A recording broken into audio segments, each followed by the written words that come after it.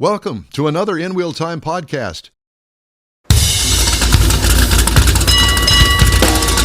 This is the world's favorite place to go for fun, intrigue, and informative car talk. It's the InWheelTime Car Talk Show. Just ahead, we turn left to the West Coast and talk to our favorite car guy, Jack Nerad. Later, Jeff has the racing calendar. Mars has This Week in Auto History, and I'll get you caught up on the stories making automotive news headlines.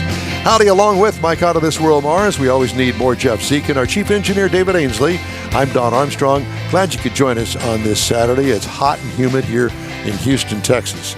And I'm not sure how it is out there in the West Coast, but we can find out by checking in with our man about town.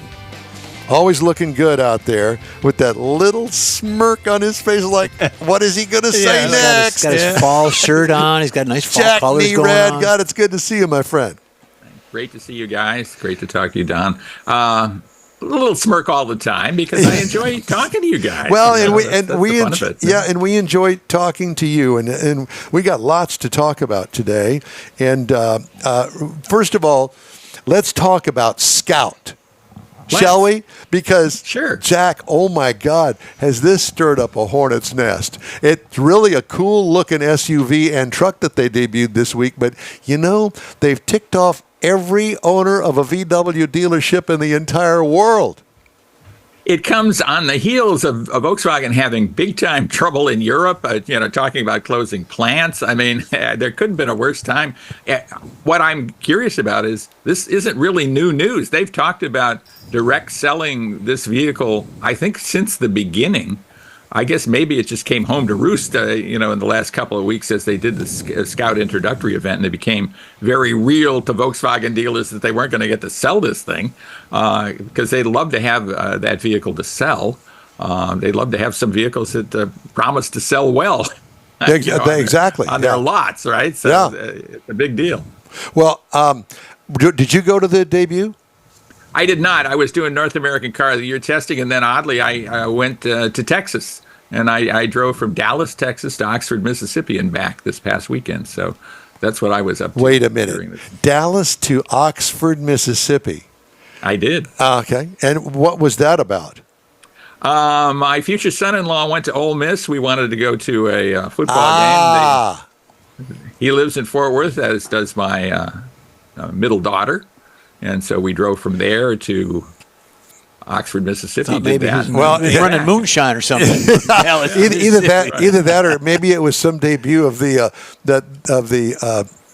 Bronco or some sort of vehicle that you were driving in the back roads where nobody would see. Well, we did it in an Odyssey. I mean, we got a Honda Odyssey, which was a perfect vehicle for this, and it was our own personal Odyssey, really, in a couple of different ways. So, it's about 1,000 miles round trip. I know. Yeah. Did you try to make one leg in one day? I made both legs in one day. We left on a Friday. We went through Hot Springs, Arkansas, and saw Hot Springs National Park on the way to Oxford. And then after the football game on Saturday, we got up early Sunday morning and drove back to Dallas-Fort Worth. Nice. So you crammed all that in. Well, that's good. Good family event. Good. I was going to say, very good family event. But there's other things going on that we're kind of interested in your take on some of the things that we teased in our open. Knack Toy. North American Car and Truck of the Year. What are you doing with that?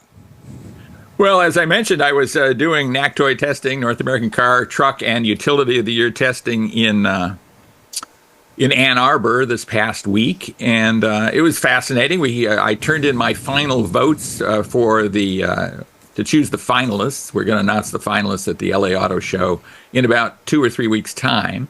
I guess almost exactly 3 weeks' time. Can you tell us what you drove? I was going to say, yeah. Can I tell you what they are? No, what you drove. Oh, I drove a ton of stuff, actually. I got a lengthy list here. I drove more than a dozen cars. If we want to go down the list of cars I drove for North American Car of the Year, I can certainly tell you what they are. And highlight them. I mean, anything that really stood out? Yeah, several stood out. I think the Toyota Camry really stands out as the value. They're all hybrid now. The range and fuel economy is just amazing. So the Toyota Camry certainly stood out to me. Is that the PHEV? I'm sorry? Is that the PHEV? Mm-hmm. It was the hybrid. Yeah. Yeah. I had that last week, and it was what I agree with you. And all Camrys this year are hybrids. So I did not know that. Yeah, you can't get a normally aspirated Camry these days. So, and like I say, fuel economy through the roof. I think 40 plus miles per gallon. Yep, I got 41. Range like 600 or something like that. 600 miles of range on a tank full of gas. So that's pretty cool. The Kia K4 was there. We're starting to see that advertised nationally. There are very few of them out there, though. And that is their replacement for the Kia Forte. So that's cool. Fiat 500e, the all-electric Fiat 500. How was that? It's good. The difficulty with that vehicle is range. Yeah, it's only got maybe 150 miles of range or something like that. It is meant as an urban vehicle. I think it's a lot more appropriate for Europe than it is for most of the United States, certainly for Houston or Texas. Yes. And I drove the new Porsche Panamera. Just an amazingly wonderful vehicle. Probably not going to be North American Car of the Year just because it's so expensive, but it is absolutely terrific. So, a good lineup of new cars, very important ones. If I didn't mention the Honda Civic Hybrid, I should have, because it's also a contender there, and I think deserves a lot of credit. Again, these hybrid powered cars, I don't know how you guys felt about hybrids. I was thinking long ago when I saw hybrids that typically we were going to see going forward, they would just install hybrids as a matter of course. It wouldn't be anything particularly special. It would just be that's how the cars are equipped, because the fuel economy benefits and the added cost to get those benefits aren't very great. So I think those are terrific additions. Well, I know it's been like you. It's kind of surprised me in the fact that they seem to be the perfect fit right now, because I know that the government and everybody is trying to push all these electrics on us, and guess what? They're not selling, as you well know, not to the amount that they had predicted. But these hybrids, man, it's a nice in between. And if you've got like a 3-year lease on one, I think that would be actually pretty perfect, because they're not as expensive as electric. You don't have the problems with trying to find a station that's working to get it plugged up. And then also range is, like you said, on the Camry, 600 miles on a tank of gas. I'm all for that. Yeah. I could have done that drive from Dallas to Oxford, Mississippi on one tank of gas. Yeah, and that Camry scoots. I mean, there's nothing slow about it. No. That's the other benefit of hybrids, is you get that immediate electric torque from that electric motor, and it comes on immediately. Right. And so it feels pretty peppy. Let's see. I also wanted to talk to you about AI. All of a sudden, here in the past couple of weeks, there's been this explosion of stories on AI and the automotive industry. Matter of fact, I read one this morning about robotics, the actual humanoid-looking robotics that they're thinking about putting in. I think it's the BMW plant in Germany. I'm sure you read the story. And I'm going, well, why is this all of a sudden news? Because to me, all of our plants are somewhat AI, and I don't understand. Is this kind of like politics permeating the? Well, I think there's been a lot of concern recently expressed by people, and obviously we're in a big news time right now. Yes, there's a lot of concerns about a lot of things, right? Expressed, and I think emotions are wrought about a lot of different things. And so when people are warning about the dangers of AI, it makes big news. The headlines get out there, they get magnified. And I think one of the things about AI that I found most interesting is the use of AI to develop autonomous driving. I mean, that's become very, very controversial all of a sudden, where some companies, Tesla including, probably most prominent among them, is going full on, let's use AI, iterative AI to develop our self-driving systems, which they're going to hang their hat on going forward. And then others are saying, "Oh, you can't do that. That's pretty iffy. You don't know what you're going to get when you're letting artificial intelligence do all of this." So again, I think a lot of people are trying to feather their own nests and say that their technology is the best technology. Well, but I think it will be fascinating to see how this all unfolds. I think some of that goes to money. There's a lot of money, software money going into the development of that AI and pushing it out into whether it's dealerships or hospitals. Doctors are now using AI to help diagnose things. And I think some of it's really good, but I think a lot of it is money. I mean, there's a lot of money going Well, here's the problem that I see, Jack, is the fact it goes back to the old infrastructure thing. You've got to have the infrastructure there to support AI. You just can't say, okay, well, go from your residence in Sugar Land, Texas, and go to Hobby Airport without lines painted on the concrete. Maybe one day they won't need those lines, but right now they do. Yeah, and there's some systems use cameras and nothing else. Some systems use LiDAR and radar in addition to cameras. I think we're a long way from having full self-driving cars for consumer use. We might have it for taxis. We have taxis in the Los Angeles area that are running around the streets now from Waymo. They're odd-looking things too. Driverless taxis. Have you ridden in one? I have not ridden in one. I've ridden in some self-driving cars. But not that weird-looking Waymo thing. But when you see them on the street, I have not been in one of those. When you see them on the street, do you see people in them, or are they just randomly driving? There are people in them, and people use them all the time. Same thing in the San Francisco area. They've become. Well, that's not a surprise there. No, of course not.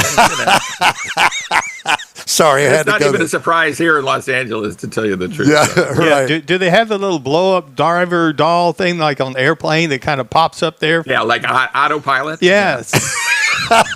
They do not. But, well, that would I feel very close to that because my dad's name was Otto. So there you go. Mike's just into blow up stuff. That's all. the blow up. I took a minute. And I'm thinking the blow up it was in the cockpit of the airplane. Airplane, right? Yeah. Wow. Oh my goodness. You'll be there, Don. Just hang in there. I You'll know. get there. I'm just. You got to tug me along. I guess. I don't know. Well, Jack. So what's on your agenda here as we approach the end of the year? Well, I'm fascinated to see what we're going to name as the finalists. I think I'm going to learn that fairly soon for North American Car of the Year, and then they will be announced, as I mentioned, in Los Angeles. So we'll see what happens there. I'm really curious about how this is all going to sort out. How the election is going to sort out and make things either change somewhat radically or not radically. In terms of the auto industry, because I think that if it goes one way, there'll be changes. If it goes another way, maybe changes a different way. Jack, has the LA Auto Show shrunk? I think all the auto shows have shrunk to some extent. One of the things that amazes me about the Los Angeles Auto Show, Los Angeles is a giant luxury car market, as you can imagine. Yep. A lot of money. There's a lot of people here. And yet most of the luxury brands do not participate in the Los Angeles Auto Show. What is that about? Well, I think maybe they think, our potential buyers aren't going to go to an auto show. I don't know that that's true, though. I think auto shows are pretty ecumenical. I think, no matter what your income level, if you're interested in a new car, going to an auto show is just such a terrific it's a must-do tool for you. It's just a brilliant thing to do. So why not do it? You can do that without any kind of sales pressure whatsoever. Sit in a bunch of different cars and just see what they're like. So I think it's very short-sighted, but that's what we're seeing out here. Interesting. Well, we don't know what this year's Houston Auto Show is going to bring, but I know that they've certainly had their difficulties in getting manufacturers here because typically we've always fallen right behind the heels of either Chicago or Detroit or some of the other big shows here in Houston. And, we are the number 4 market in the United States. And you'd think it's a giant market. Yeah, and you would think that everybody would be anxious to line up. If they don't have their A display, how about the B display? But I think that the auto manufacturers pulled back on the car show thing prematurely. I really don't understand why they did that, because you'd think in a down year And I'm an advertising guy from radio and television, and when sales are down, that's when you spend more money on advertising. Well, a lot of it had to do with COVID, too. Some, A few years ago. That's when all of it started. Well, That's when all of it but started. still, I don't think that was. Well, they're hanging on to that. Well, Putting their Yeah, hat well, on and that. some of it even started before COVID Yeah. too. There was less emphasis on auto shows, and I think for the consumer, for the typical potential car buyer, just for a fun family outing on a weekend day, it's just a terrific thing to go to a car show. Do you think that the upheaval in the auto industry right now, with too much inventory and plants being shut down? I see where the F-150 electric truck, they've shut that factory down for a while. Do you think that that is going to really have any effect on dealers and displays and sales? Well, I think so, and I think we're going to see some new brands come into the market. We talked about Scout. I mean, there's a lot of tumult in the industry now about the Chinese and what could happen if the Chinese start making inroads. And of course, there's a very strong talk about giant tariffs that would keep the Chinese manufacturers out. I was just looking at what's going on in Mexico. And there are 18 Chinese brands on sale in Mexico. I did not know that. And BYD, they have almost 10% market share in Mexico. and this company called BYD. Oh my God, they're making beautiful cars. It's all Chinese. It's all new to me. Yeah, amazing stuff. And I think they just overtook Tesla, if I'm not wrong. I think I read this recently, in terms of overall revenue. They're just kind of doing extremely well, and that's without really playing in the North American market at all. I guess they're in Mexico. Jack, before we let you go, I want to talk about this new book that you're working on. What? Yes, I am working on a new book. In fact, it is liable to be out. I believe it's going to be published right before Thanksgiving here. It is called Only One Thing Stays the Same. It has a cover that's very similar to my previous book, most recent book, Dance in the Dark. That seems to work for me. It is another crime thriller, and I'm really excited about it. I think it's a cool book. Next thing, they're going to start making movies of your books. I hope so. Me too. They'd be pretty good movies, actually. I think they'd be pretty good movies. They could be good movies. Jack, we love talking to you. Thank you so much. It's a pleasure and honor, and we hope that maybe we can touch base before the end of the year. I'd love that. And happy Thanksgiving to you guys. You too, sir. Early, and we'll look to talk with you soon. Take Thanks care. so much. All right, thank you. Jack Nerad, automotive journalist and author. Good buddy out there on the West Coast. You got to have police chases and love scenes in his movies. And I'm thinking to get Brad Pitt to play me. I almost couldn't To say play it. you? It's so ridiculous. I was thinking of something else. I'll be Don Knotts, Barney Fife, okay? you go. There you go. The InWheelTime Car Talk Show is available 24/7 through the iHeartRadio app. Download it to your mobile device today. Easy for you to say, if you haven't already. We also video stream on Facebook, YouTube, and InWheelTime.com podcasts from your favorite podcast provider. InWheelTime Car Talk Show continues right after this quick break. Free tacos again at the Tailpipes and Tacos pre-holiday cruise-in. It's been a while, but the popular Tailpipes and Tacos cruise-in returns to the Loopy Tortilla Tex-Mex in Katy, Saturday, November 16th. Bring a new unwrapped toy and get a free breakfast taco. Toys will be donated to Toys for Tots and Houston Children's Charity. Get to the best and one of the last cruise-ins of the year. Tailpipes and Tacos, Saturday, November 16th, 8 to 11 a.m. Cruise in, donate a new unwrapped toy, and grab a free Loopy Tortilla breakfast taco. Tailpipes and Tacos only happens at the Loopy Tortilla Tex-Mex in Katy, 703 West Grand Parkway at Kingsland Boulevard, just south of the Katy Freeway. It's the end of the year car show season, and what better way to celebrate than with a free taco and camaraderie at Tailpipes and Tacos, Saturday, November 16th, 8 to 11 a.m. The InWheelTime Car Talk Show will be there too. Bring a toy, get a free Loopy taco, and feel good about heading into the holiday season at the Loopy Tortilla Tex-Mex in Katy. Is your car ready for that all-important holiday road trip? Gulf Coast Auto Shield is having another car social Saturday, December 7th, and you're invited. Bring your car, truck, or SUV and find out what it'll take to get that thing looking new again.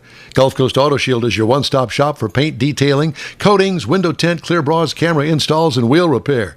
The car social is your opportunity to get a tour of this state-of-the-art facility located at 11275 South Sam Houston Parkway, just south of the Southwest Freeway. Join the car social Saturday, December 7th, 9 to noon. Talk to other owners and see how good your car can look on the road trip to Aunt Mary's. She'll want that good-looking ride in her driveway, I promise. Put it on your calendar. The Gulf Coast Auto Shield Holiday Car Social and Road Trip Get Ready. Saturday, December 7th, 9 to noon at 11275 South Sam Houston Parkway, just south of the Southwest Freeway. The InWheelTime Car Talk Show will be there too. We'll see you then. Hey, the InWheelTime Car Show Fall Tour continues. It's next Saturday, Hemi Hideout Open House, November 9th. Make reservations, take you $10 cash and go. Followed by Tailpipes and Tacos, November 16th, and Gulf Coast Auto Shield, December the 7th. We hope you'll stop by the InWheelTime remote broadcast booth and say hello. Time now here on InWheelTime for the racing calendar, sponsored by Texas Muscle Car Club Challenge. Thank you, Texas Muscle Car Club Challenge. Hey, we've got NASCAR coming up. We got this week, and then next week would be the final. You've got the Xfinity 500. It's in Martinsville, the Martinsville Speedway. That is tomorrow. Tickets are still available, Mike. It's going to be on NBC, so turn into your NBC, local the Nobody Cares Television Network. There you go. All right, we got NHRA. That is coming up. It's the NHRA Nevada National. Yeah, it's in the race. Las Vegas. Yes. John Force is going to be there. I'm sure kissing babies, shaking hands, signing autographs, and all that stuff is 5 p.m. on FS1.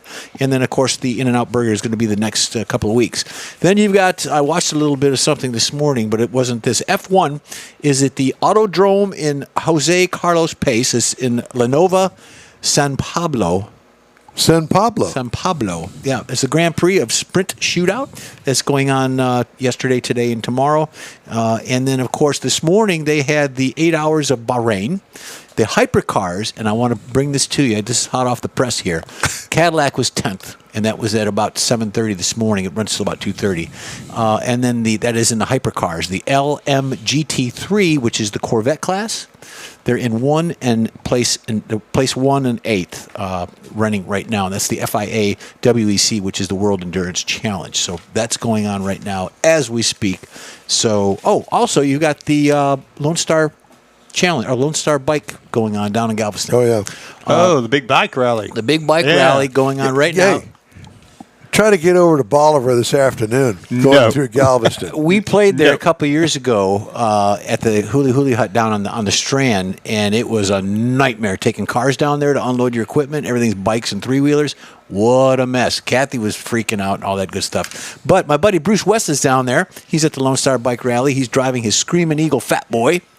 On his Harley. He's got it all duded up. I think he put new tires on it. So Bruce has had some health issues. He's back on the bike. So go for it. Way to go, Most of the locals that go down there, they go down there and they park at the ferry. Mm-hmm. They walk on the ferry, ride across, call Uber me down to wherever they want to go. And they don't drive their cars over there. What's that bar down there, that bar that you used to hang out in? Is it still open? The Tiki Bar? Hut. The Tiki Hut. Yeah, it's still there. The Tiki Hut's still there. It's still there. Yeah. How many times have been flooded this year? Only once, I think. Only once. Count them on your Tiki. Okay. Yeah.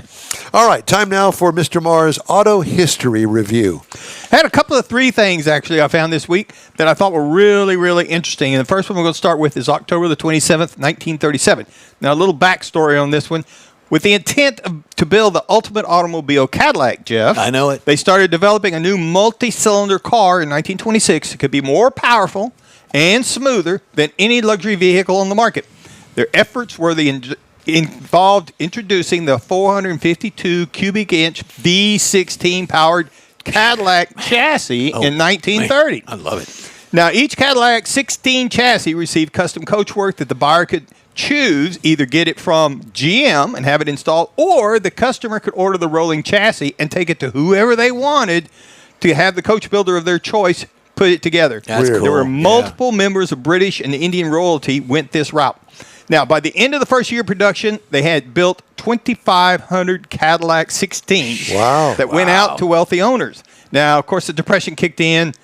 Sales dropped immediately, so they ended up that year only 750 V16s built in 1931, 300 in 1932. So by 1937, they only built 49 units. So Cadillac then moved on to plans for a second generation of the V16, which debuted on this day, October the 27th in 1937. The new cars had a slightly smaller engine, only 431 cubic inch, Jeff, but they still produced the same 185 horsepower. And they weigh 1,050 pounds for the motor. Wow. For the motor. For the motor. Wow. Got 8 headlights. Yeehaw. Amazing. I like it. So October the 30th, 1911, Little Motor Car Company is founded, which later becomes part of Chevrolet. Now, the Little Motor Car Company founded in Flint, Michigan by William H. Little, a former Buick executive with backing from William C. Durant, who is the co-founder of General Motors. And his cousin Tiny. Little and Durant wanted to create an affordable yet high-quality car to compete against the Ford Model T. Oh, God. Now, this is known as the Little 4 was their first car. It was a new compact equipped with a 4-cylinder engine that would appeal to budget-conscious buyers, relatively inexpensive, targeted to a different customer than the Buick and Cadillac that GM was pushing to. And but it had a relatively short lifespan. By 1913, William C. Durant saw the potential of merging the Little brand with his next venture, Chevrolet, creating a stronger competitor against Ford with vehicles that combine the value-oriented appeal of the Little Motor Company with Chevrolet's performance capabilities. So the consolidation allowed Chevrolet to produce a broader range of vehicles, established it as a major competitor in the industry, particularly against Ford, and it helped Durant regain control of General Motors, which is a different story how all that worked out. Now, the third story I found that was rather interesting, we've touched on this before, October the 31st, 1957, the Chevrolet Impala is introduced. Now, or it's announced. The car would premiere. It's the top-of-the-line Bel Air for 1958. I always thought that it was a standalone brand in 1958, but it wasn't. It was more of a trim level on the Bel Air, and it could only be had as the coupe or a convertible. So while the Impala and the Bel Air appeared similar in the A-pillar forward, the two cars had structural differences in the back. The Impala had a shorter cabin and a longer deck lid, and the Impala came with a 283 V8. But if you wanted more speed, you could step up to that year to the automaker's first big block, which was a 348 V8 with 280 horses if you had the 3.2s on it. So in 1958, Chevrolet built more than 180,000 Impalas, helping the automaker claim the top production for that title year. But then the next year, 1959, the Impala became its standalone model. That's the reason the 58 was the only year that looked the way it did. Wow. That's very cool. And that's This Week in Auto History. Interesting. Well, here's a non-story. Kia's first pickup, the Tasman, checks a lot of boxes: mid-size dimensions, body-on-frame construction, solid rear axle, vertical rear shock absorbers, rugged looks, except one thing. It will not be coming to the United States, the biggest pickup market of all. What? But the mid-size Tasman demonstrates how ambitious Kia is to become a full-line automaker. Instead, Kia is launching the Tasman at home in South Korea in the first half of 25, followed by sales in Australia, Africa, and the Middle East. Hey, Kia. Why not bring it here? I don't... It's got to generally, I think things like that has something to do with crash testing and things like that. It does. Safety. Yeah. It does, but so fix it. Well, that's what I would think. Sell it can't more. cost that much more because they could do it to the trucks around the world and say, hey, we're safer. I don't understand some of the stuff that they do. Cox Automotive said new car supplies in October rose 25% to 2.76 million, or an 81-day supply, but inventory still remains 20% below 2019 levels before the pandemic and chip shortage upended output. So they're getting cars on the lots, although they are a lot more expensive, generally speaking, and that's why the inventories continue to grow, or at least part of the reason is because they cost too much. In a down economy, what are you going to do? I don't know. Don't do what you're doing, that's for sure. All right. Time now for a quick break here on the InWheelTime Car Talk Show. As soon as I get my papers all in order, we'd love to hear from you. Shoot us an email. The address is info@inwheeltime.com. Did I miss something? No, you're fine. We've got a little something going on over here. Okay, well, y'all just keep on keeping on. InWheelTime continues after this.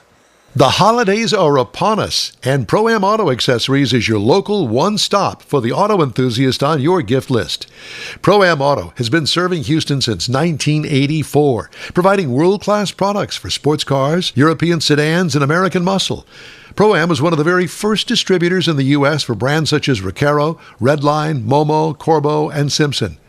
Located in the heart of Houston's premier shopping corridor, the Galleria area, Pro-Am's walk-in storefront includes an 8,000-square-foot warehouse and showroom with installation and service bays. Pro-Am reaches a worldwide audience through ProAmAuto.com, taking its local reputation to the rest of the world. Holiday gift giving is alive and well at Pro-Am Auto. If you don't see what you're looking for on the website, call and Pro-Am will lend you a hand. Pro-Am Auto, 6125 Richmond at Greenridge in Houston's Galleria area. Call them at 713-781-7755. The fabulous Hemi Hideout is having an open house, and you're invited. Mark your calendar for Saturday, November 9th, 10:30 to 12:30, and make a reservation today for a 2-hour opportunity to see an eye-popping tribute to American muscle cars, a collection of neon signs that'll dazzle, all in a venue like no other in the country. Entry to this rare Hemi Hideout open house is by reservation only, 713-825-2555. The $10 cash donation per person is matched and given to Brookshire Charities. See you November 9th at the Hemi Hideout, and InWheelTime will be there too. Hey, Houston, it's back! America's greatest hot rod tradition is Thanksgiving weekend. The O'Reilly Auto Parts Autorama at the George R. Brown Convention Center. 4 days of hot rods, customs, trucks, and muscle cars. Don't miss the Evel Knievel tribute. The Mega World Transforming Robot Car. Lowrider Showcase. Meet Catherine Bach from Dukes of Hazzard. Hip-hop legend Flava Flav. Farm Truck and Asian from Street Outlaws. Autorama. Thanksgiving weekend. Discount tickets at O'Reilly Auto Parts. Part of the Summer Racing Equipment Show Car Series. See Autorama.com for more info. That's it for this podcast episode of the InWheelTime Car Show. I'm Don Armstrong, inviting you to join us for our live show every Saturday morning on Facebook, YouTube, Twitch, and our InWheelTime.com website. Podcasts are available on Apple Podcasts, Spotify, Stitcher, iHeart Podcast, Podcast Addict, TuneIn, Pandora, and Amazon Music. Keep listening, and we'll see you soon.